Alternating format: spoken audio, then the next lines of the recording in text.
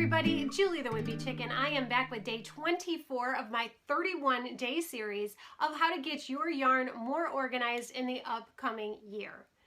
All right, so the next one is probably not something that would be required by me or anyone else that I know, but it's just so darn pretty that I couldn't help but include it in this list.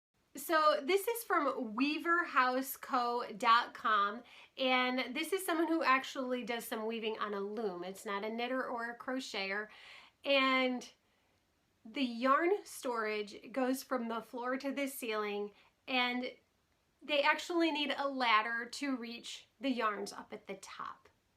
Seriously, a ladder. Now again, this is not something that the average crocheter is ever going to want or need in their house. Well, maybe they would want it in their house. I wouldn't personally, but maybe you would. But it was just so pretty to look at. I couldn't help but show it and share it with you.